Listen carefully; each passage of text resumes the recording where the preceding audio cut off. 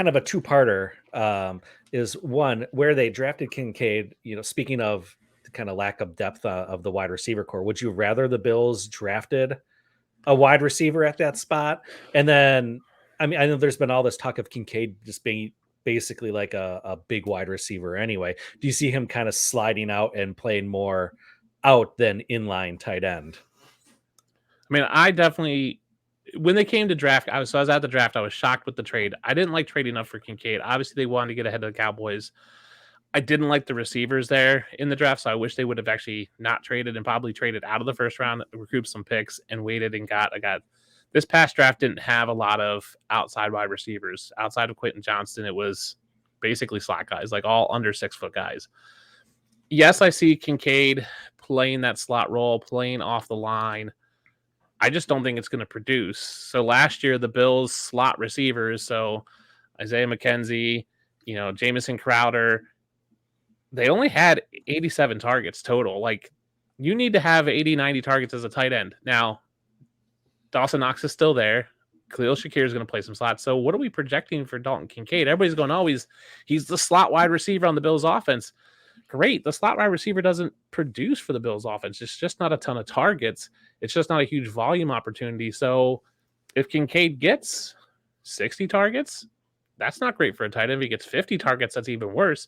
It's just not a high volume position. I wrote an article a couple weeks ago called Argue with Myself, where I kind of lay out my whole Dalton Kincaid thoughts, and he's being drafted super high for even if he's a receiver, he shouldn't be drafted that high, but he's a tight end. Tight ends take years to develop for the NFL. We haven't seen a rookie tight end really have a great breakout season outside of Kyle Pitts, which took like years for him to break out.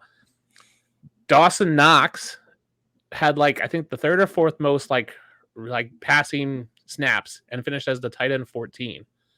Even if Kincaid takes all of Dawson Knox's work, which he's not going to, but even if he had all of Dawson Knox's work, can he be better than tight end 14? Maybe he's slightly better. He gets to tight end 12, 10, but he's not going to get all the work because Dawson Knox is still there. So I think long-term it's great for the Bills because I'm not sure what they're going to do with Knox. I love Knox. I got his jersey for my birthday after they signed him to a long-term contract. So I was kind of disappointed they signed Kincaid, but I just don't see the value this year. I think in your dynasty drafts, he's going late first. Sometimes he was going mid first. No way I'm drafting him there. I was saying mid to late second for him. He's probably my third tight end off the board. There's just not a lot of production for him this year.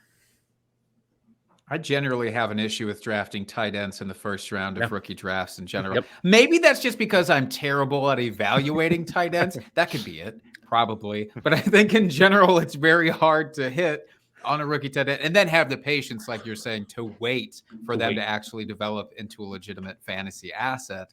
I guess long-term, Leo, do you think that Kincaid will become the next big thing at tight end, or do you see a path for that? I definitely see the opportunity for it. There's not much.